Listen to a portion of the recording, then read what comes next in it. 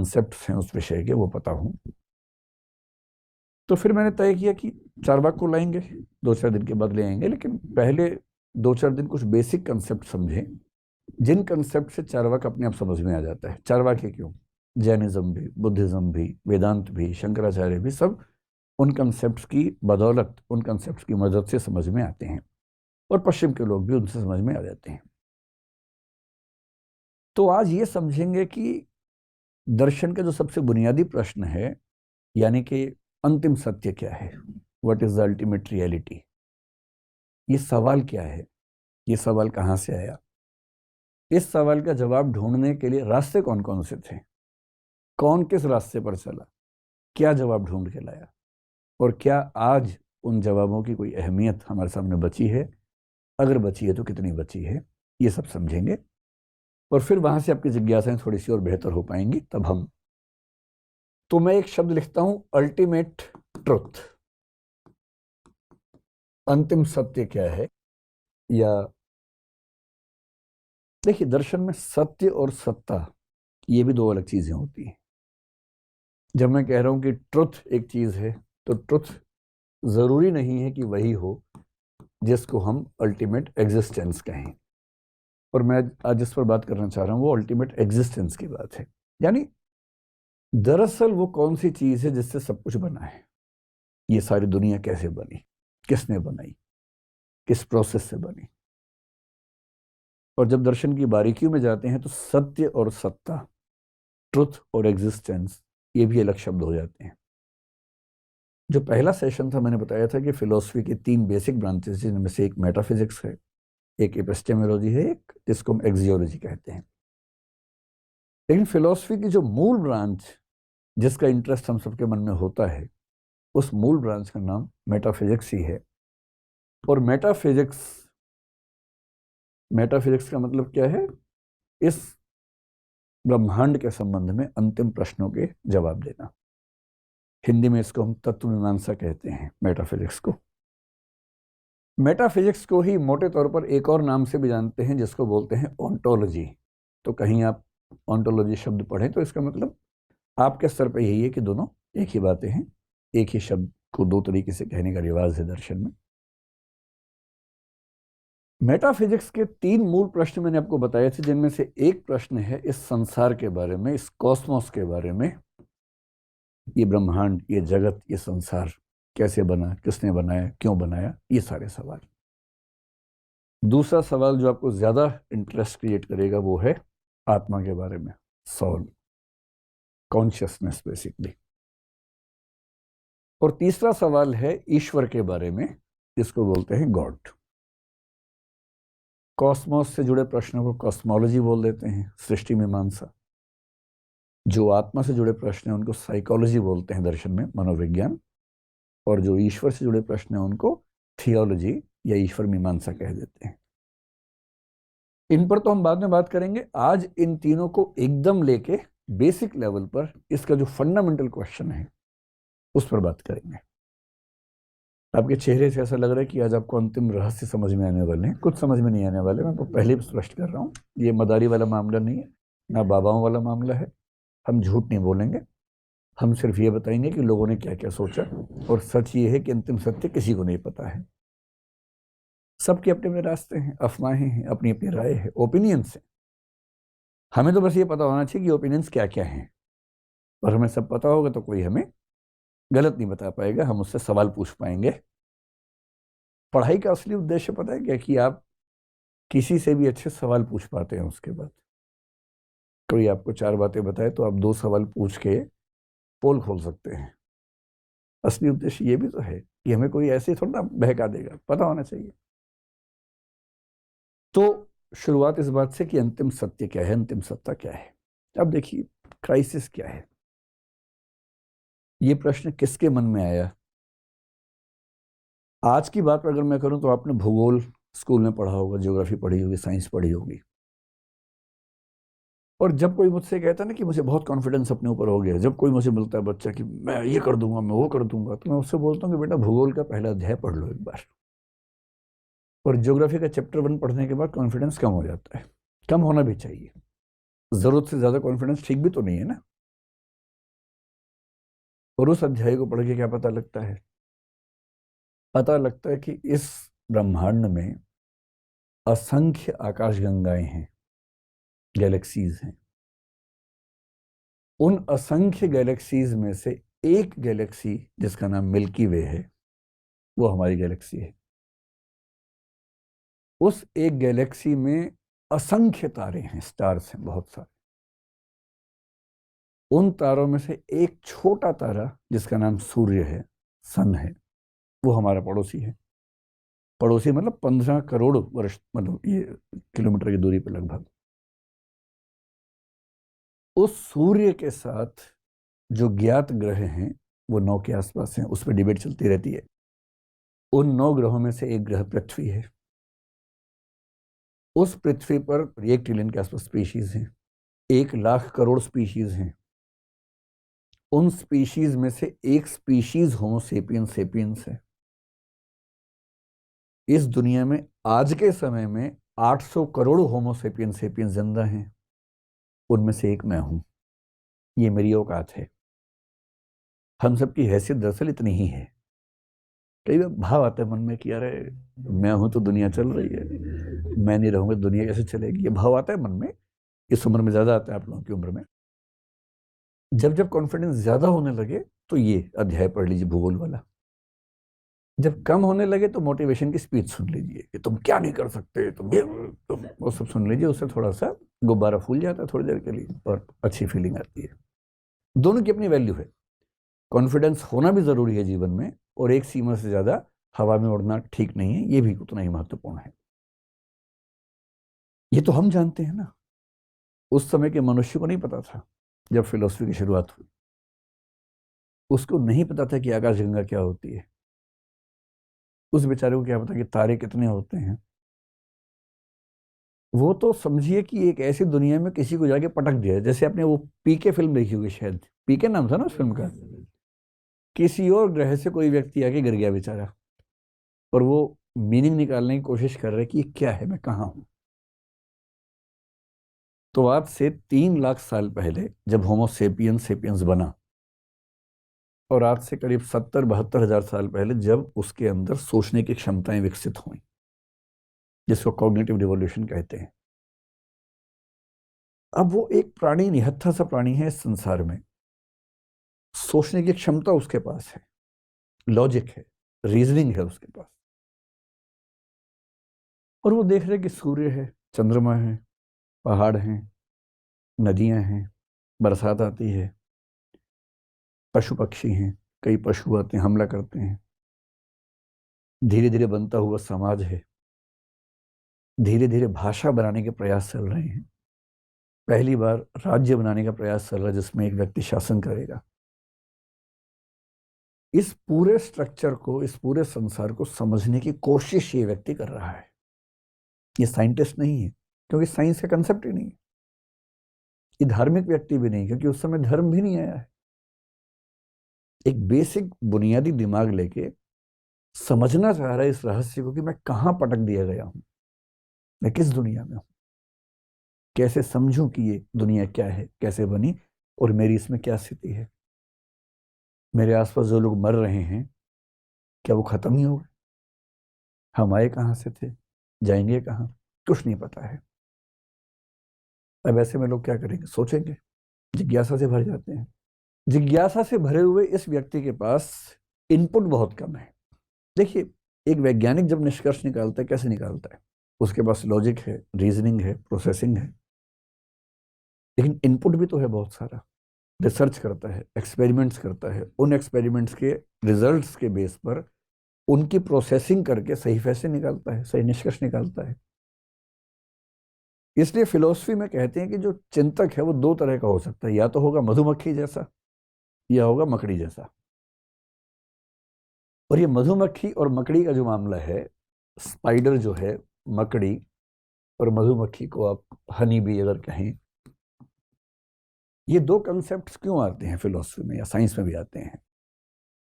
एक अच्छा वैज्ञानिक होता है मधुमक्खी जैसा, इसलिए वैज्ञानिकों का आदर्श है मधुमक्खी होना। काटने के लिए नहीं, मतलब मधुमक्खी होने का दूसरा मतलब है यहाँ पर। मधुमक्खी कैसे काम करती है? वो इस फूल पे जाके, इस पे जाके, इस पे जाके, इन सब फूल पे जाके उन सब से पराग के कण लेके आती है और फिर उन सब की प्रोसेसिंग खुद करती है और प्रोसेसिंग करने के बाद क्या बना लेती है? हनी बना लेती है, शहद बना लेती है। यानी वो प्रोसेसिंग खुद करेगी, लेकिन प्रोसेसिंग जिस चीज पे करेगी वो इनपुट्स बाहर से लेके आएगी, यहां से लाएगी, यहां से लाएगी, यहां से लाएगी, रियल इनपुट्स होंगे। और उन इनपुट्स की प्रोसेसिंग अपनी उन क्षमताओं से, जो क्षमताएं ईश्वर ने, प्रकृति ने उसको दी हैं, उनसे प्रोसेसिंग करेगी और तब जो निचोड़ निकलेगा उसको हम शहद कहते हैं। ज्ञान की दुनिया में इसको आप निष्कर्ष मान लीजिए, जजमेंट मान लीजिए। पर मधुमक्खी बन सके इसके लिए इनपुट बाहर से मिलना जरूरी है। अगर इनपुट ही ना हो तब क्या करें, या कम हो तब क्या करें? तो मकड़ी बनना पड़ता है। और मकड़ी की खास बात यह है कि मकड़ी जो जाला बनाती है, उस जाला बनाने में प्रोसेसिंग भी वो करती है और उस जाला बनाने का जो कच्चा माल है वो भी अपने अंदर से ही निकालती है।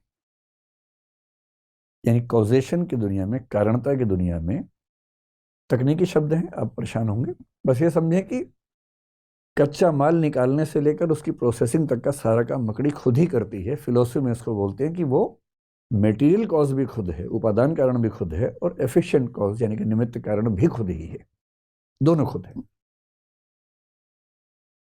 इसलिए जब तक हमारे पास बहुत सारे इनपुट्स ना हो, बहुत सारे तथ्य ना हो, हम मकड़ी बन के काम करते हैं। और अधिकांश दार्शनिक मकड़ी के रास्ते पर चलते हैं। वो अपने अंदर से कल्पनाएं करते हैं, उन कल्पनाओं को अपनी रीजनिंग पावर से जस्टिफाई करते हैं, प्रोसेसिंग करते हैं, डाउट्स निकालते हैं, ठीक करते हैं। और यही कारण है कि अलग अलग दार्शनिक एक ही चीज की व्याख्या एकदम अलग अलग करते हैं और हर व्याख्या लॉजिकली ठीक लगती है, क्योंकि उन्होंने अपने दिमाग से सारी बातें सोची हैं। और साइंटिस्ट क्या करता है? रिसर्च करता है, रिसर्च करने के बाद निष्कर्ष निकालता है। विज्ञान का भी अंतिम प्रश्न है कि ब्रह्मांड कैसे बना। दर्शन का भी आखिरी प्रश्न है कि ब्रह्मांड कैसे बना। धर्मों को भी इसमें रुचि है कि ब्रह्मांड कैसे बना। अंतर उनके रास्ते का है, अंतर उसके मेथड का है। धर्म आस्था और फेथ के बल पर काम करता है। धर्म आसान उत्तर प्रोवाइड करता है आम आदमी को, जो बहुत गहरे नहीं है, बहुत तार्किक नहीं है, किंतु आम आदमी निश्चिंत हो जाए ऐसे गोलमोल आंसर प्रोवाइड करता है। दर्शन तार्किक उत्तर देता है मकड़ी के तरीके से, और विज्ञान आनुभविक एम्पायरिकल एविडेंसेस इकट्ठे करने के बाद तब जजमेंट निकालता है और विनम्रता से मानता है कि कल को मैं गलत साबित हो सकता हूं। जैसी को नया एक्सपेरिमेंट मुझे गलत साबित करेगा, मैं गलत हो जाऊंगा। भाई आइंस्टीन ने इतने महान महान प्रयोग किए, उनको 1921 में नोबेल प्राइज मिला फोटॉन्स पर उन्होंने जो काम किया उसके लिए। वही आइंस्टीन अपने समय में ही गलत साबित होने शुरू हो गए थे। आइंस्टीन के समय में क्वांटम फिजिक्स का जब एक प्रयोग हुआ, डबल स्लिट एक्सपेरिमेंट उसको बोलते हैं, और कुछ और प्रयोग हुए आइंस्टीन के समय में। एक प्रयोग हुआ जिसको क्वांटम एंटेंगलमेंट आजकल एक कंसेप्ट है, जिस पर 2022 का नोबेल प्राइज मिला है फिजिक्स का, आइंस्टीन के समय में आया। और आइंस्टीन ने दो और वैज्ञानिकों के साथ मिलकर एक ईपीआर पैराडॉक्स का जिक्र किया और कहा कि क्वांटम फिजिक्स के नियम गलत हैं, क्योंकि ये फिजिक्स के बुनियादी नियम के खिलाफ हैं। खारिज कर दिया। और आइंस्टीन की मौत के बाद 1960 के दशक में एक प्रयोग हुआ, बेल एक्सपेरिमेंट कहते हैं। 1972 में, फिर 1980 के दशक में, और उसके बाद 3 अलग अलग वैज्ञानिकों ने साबित किया कि आइंस्टीन की धारणा क्वांटम एंटेंगलमेंट के मामले में गलत थी।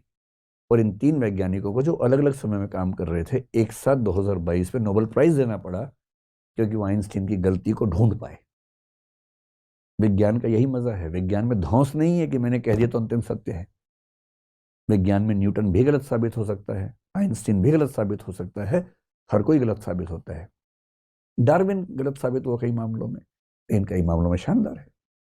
धर्म में इतनी आजादी नहीं होती है, दर्शन में होती है, विज्ञान में होती है। इसलिए तीनों का मूल प्रश्न यही है, और दर्शन ने इसमें क्या संभावनाएं ढूंढी, हमें इनको समझना है। ध्यान रखिए, विज्ञान बात की बात है, शुरुआती प्रयास दर्शन के लोग कर रहे हैं, आगे चल के विज्ञान ने उसमें से बहुत सारी चीजों को अपने हाथ में ले लिया और अच्छे से लिया। मेटाफिजिक्स या दर्शन का अंतिम प्रश्न जो है कि अंतिम सत्ता किसकी है, जो अल्टीमेट ट्रुथ या अल्टीमेट एग्जिस्टेंस है वो किसका है, इस प्रश्न के बेसिकली दो प्रश्न हैं, इसको दो प्रश्नों में तोड़ लेते हैं। एक प्रश्न ये है कि अल्टीमेट एग्जिस्टेंस कितने हैं, नंबर कितना है। अंततः जितनी सत्ताएं हैं उनका नंबर कितना है, एक ही है या ज्यादा है या दो हैं या 10 हैं कि 50 हैं कि 100 हैं कि 1000 हैं। एक तो ये सवाल है, और दूसरा ये कि जो अंतिम सत्ता है उसकी नेचर क्या है। नेचर का मतलब वो कैसी है सत्ता, उसका नाम क्या है, उसकी विशेषताएं क्या है, इसको बोलते हैं nature of the ultimate reality क्या है।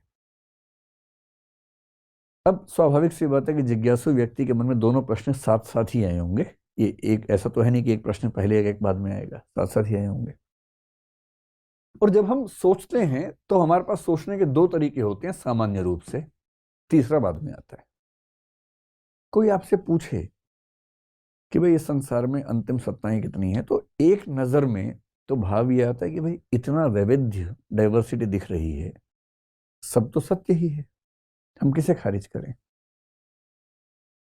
तो पहला आंसर स्वाभाविक रूप से अधिकांश लोगों के मन में आता है, जिसको हम बोलते हैं प्लूरलिज्म, यानी कि अनेकवाद या बहुत्ववाद, यानी बहुत सारी अंतिम सत्ताएं हैं, एक नहीं है, दो नहीं है, बहुत सारी अंतिम सत्ताएं हैं। सरल भाषा में कहें, लोहा भी अंतिम सत्य है, लकड़ी भी अंतिम सत्ता है, पानी भी अंतिम सत्ता है, आग भी अंतिम सत्ता है, हवा भी अंतिम सत्ता है। मैं कैसे कह दूं कि हवा और पानी एक ही हैं? मैं कैसे कहूं कि आग और पानी एक ही हैं? अलग अलग हैं। और जब इतनी सारी चीजें अलग अलग हैं तो ये मान लेते हैं कि अंतिम सत्ताएं बहुत सारी हैं, इसमें कहाँ कोई दिक्कत है। अच्छा, जब आप कहेंगे बहुत सारी हैं, आम आदमी को बहुत सारी दिख रही हैं, तो आपको भाव क्यों देगा? सोचेगा आप तो वही कह रहे हैं जो मैं भी देखता हूँ, फिर आप किस बात को दार्शनिक हुए। तो दार्शनिकों को और धार्मिक लोगों को ना इससे चैन नहीं पड़ता है। उनको लगता है ना, इतनी सारी डाइवर्सिटी के मूल में कुछ तो होना चाहिए, कुछ तो होना चाहिए। और मन करता है कि किसी एक पे ही सारा थोप दे। एक आते ही ना मन को बड़ा एक संतोष मिलता है कि चलो फाइनली पता लग गया कौन है। ये वाला सेटिस्फेक्शन इतना परेशान करता है कि कुछ लोगों ने कहा ना भाई, अंतिम सत्ता केवल एक है, और जिन्होंने कहा कि अंतिम सत्ता केवल एक है, इनको बोलते हैं मोनिज्म या मोनिस्ट, यानी एकवाद। एकवाद सिंपल, अनेकवाद एकवाद। अनेकवाद वो हैं जो कहते हैं कि अंतिम सत्ताएं बहुत सारी हैं। एकवाद या एकवादी लोग वो हैं जो कहते हैं कि अंतिम सत्ता एक है, बस। लेकिन इस बीच में कुछ और लोग उभरे और बोले कि ना, अंतिम सत्ता ना तो अनेक है ना एक है, बल्कि दो हैं, और इनका नाम पड़ गया ड्यूअलिज्म या द्वैतवाद, जिसका मतलब है कि अंतिम सत्ताएं दो हैं। अब आप सोचेंगे कि दो का लफड़ा कहां से आ गया। अनेक समझ में आ रहा है कि बहुत सारी हैं। भाई जैसे आप यहाँ पर इतने सारे लोग हैं, मैं कैसे कह दूं कि मतलब लक्ष्मण जो है और जो दूसरा व्यक्ति है संजीव है एक ही व्यक्ति है? नहीं, अलग अलग व्यक्ति हैं, आप सब अलग अलग व्यक्ति हैं। और यदि मुझे सबको रिड्यूस करना है तो मैं एक में ही करूंगा ना कि एक ईश्वर है, उसी ने आप सबको बनाया। ये दो की बात कहां से आ रही है? लेकिन दर्शन में खास समस्या है, जिसकी वजह से कुछ लोग ड्यूअलिज्म की बात करते हैं, और उनकी मजबूरी है करने की। क्यों करते हैं? अगर आप ड्यूअलिज्म का आंसर सुन लेंगे तो बात सारी स्पष्ट हो जाएगी। ड्यूअलिज्म कहता है कि एक सत्ता है मैटर की और एक सत्ता है कॉन्शियसनेस की। मैटर को हिंदी में बोलते हैं जड़ पदार्थ या भौतिक पदार्थ। कॉन्शियसनेस को हिंदी में बोलते हैं चेतना या चेतन पदार्थ या चेतना कह लीजिए उसको। ये सारा खेल कैसे हो रहा है, अगर इन दोनों को समझेंगे तो पूरी कहानी स्पष्ट हो जाएगी, पूरी की पूरी कहानी स्पष्ट हो जाएगी। क्या कहानी है देखिए, ये मैटर कॉन्शियसनेस की कहानी कैसे काम करती है। इस दुनिया में जितनी चीजें हैं ना, हम कोशिश करते हैं सबको सेट करते हैं कि एक के अंदर ही सेट हो जाए, कोशिश करके देखते हैं, ठीक। तो मैं जितनी भी चीजों को बांटूंगा तो मैं पाऊंगा कि या तो मैं उनको एक वर्ग मैटर में सेट कर सकता हूं, या मैं उनको एक दूसरे वर्ग कॉन्शियसनेस यानी कि चेतना में एडजस्ट कर सकता हूं। जैसे लोहा है, लोहे को कहां रखेंगे आप? तो आयरन यहां आ गया, पानी कहाँ आएगा? यहीं आ जाएगा। आग कहाँ आएगी? आग भी यहीं आ जाएगी। हवा कहाँ आएगी? हवा भी यहाँ आ जाएगी। कई लोग बोलते हैं कि हवा यहाँ आएगी, नहीं, हवा वहाँ नहीं आएगी। हवा भी मैटर है। ये सब कुछ यहाँ आ जाएगा। लोहा, लकड़ी, और जो जो भी आपको समझ में आता हो इस तरह की चीजें, वो सब यहाँ आ जाएंगी। लेकिन अगर मैं आपसे पूछूं कि एक चीज है विचार, थॉट, थॉट भी तो है ना दुनिया में। हम सब लोग थॉट मतलब सोचते हैं, थॉट्स हमारे मन में आती हैं। फिर आपके मन में एक चीज आती है इमोशन। जब लोग दीवाने होकर बोलते हैं, ऐसे करते हैं, मैं तेरे लिए जान दे सकता हूँ, ये बकवास है। यहाँ जो दिल है वो केवल पंपिंग करता है ब्लड की। जब बहुत ज्यादा इमोशन है तो सिर के दाईं तरफ हाथ रख के बोल रहे हैं मैं तेरे लिए जान दे सकता हूँ, क्योंकि राइट हेमिस्फेयर ऑफ माइंड में इमोशंस आते हैं। इमोशंस यहाँ नहीं आते हैं, ये कल्पनाएं हैं। इमोशंस यहाँ आते हैं, राइट साइड में आते हैं। तो अगली बार जब किसी को अंगूठी उंगूठी पहनाओ तो ऐसे करके बोलने कि मैं तेरे लिए मैं तेरे लिए जान दे सकता हूँ, राइट साइड में। लेफ्ट में लॉजिक होता है ज़्यादा, राइट में इमोशन ज़्यादा काम करते हैं। तो जब आपके दिमाग में विचार ज़्यादा हैं तो आपके दिमाग का लेफ्ट वाला हिस्सा ज़्यादा एक्टिव है। जब इमोशन ज़्यादा है तो दिमाग का राइट हिस्सा एक्टिव है। और ये तो बिल्कुल एक्टिव, मतलब ये तो हमेशा एक्टिव रहता है। इसका काम तो ब्लड की पंपिंग करना है, ब्लड की सफाई करना है। ये ब्लड सफाई नहीं करेगा तो मर जाएंगे 2 मिनट के अंदर। तो ये तो करता ही रहेगा। इससे कोई लिंक आपके इमोशंस का नहीं है। लेकिन अफवाह फैली हुई है, लोग कविताएं लिख रहे हैं दिल पे, लेकिन दरअसल दिल की कोई भूमिका इमोशंस में है नहीं। थॉट्स हैं, इमोशंस हैं। इसके अलावा कभी कभी आपकी विल पावर भी काम करती है कि मैं आज तो सिगरेट छोड़ ही दूंगा, मुझे कसम है मेरी मैया की, अगर मैंने सिगरेट पी तो। और विल पावर से आदमी कई बार छोड़ भी देता है कुछ चीज़ें, या कुछ चीज़ें शुरू करता है। कल से सुबह 5 बजे उठ के प्राणायाम करना ही करना है, और मान लीजिए सच में कर लिया, तो विल पावर है इसका मतलब। नहीं कर पाए तो विल पावर की कमी है। ये विल पावर क्या चीज़ है? ये विल पावर भी तो कॉन्शियस वाली चीज़ है ना। थिंकिंग का मामला हो, इमोशंस का मामला हो, विल पावर का मामला हो, इन्हीं से जुड़ी बहुत सारी और भी चीज़ें हैं। कोई राय है आपकी, ओपिनियन है। ये ओपिनियन क्या चीज़ है? आपका कोई बिलीफ है, विश्वास है आपको, यहाँ तक कि अंधविश्वास मान लीजिए, सुपरस्टिशन है, वो क्या है? अब आपके मन में कभी कभी आ रहा होगा कि ये क्लासिफिकेशन जैसे हो रहा है, इसका आधार क्या है? मैं आपको आधार बताता हूँ। आपने कुछ ऐसे लोगों को सुना होगा कि आपको पता है कि आत्मा पर रिसर्च करते हुए एक व्यक्ति ने आत्मा का वजन बताया 21 ग्राम की आत्मा होती है। एक रिसर्च है, बाद में खारिज हो गई वैसे वो रिसर्च, लेकिन कुछ मतलब मैं ऐसे शब्दों का प्रयोग करने से बचता हूँ, लेकिन मैं कहना चाह रहा हूँ कि ऐसे मूर्खों की बातें मत आइएगा। ये बहुत बड़ी मूर्खता वाली बात है अगर कोई आत्मा का वजन 21 ग्राम बता रहा है तो। क्यों? क्योंकि जितने लोग आत्मा को मानते हैं उनमें से अधिकांश ये मानते हैं कि आत्मा एक कॉन्शियस चीज है, और कॉन्शियस चीज का वजन नहीं हो सकता। इसलिए आत्मा का वजन बताना एक तरह का गधापन है, अगर आप उसको कॉन्शियस मान रहे हैं तो। हालांकि कुछ लोग आत्मा को कॉन्शियस नहीं भी मानते, वो ऐसी बात करें समझ में आता है। लेकिन जो कॉन्शियस मानते हैं, जो कि ज्यादातर लोग हैं, आपने ये भी सुना होगा कि एक बार एक आदमी मरने वाला था, उसके कमरे की सारी खिड़कियां दरवाजे बंद कर दिए गए, कोई जगह नहीं छोड़ी गई, और जैसे ही वो मरा कांच टूट गया।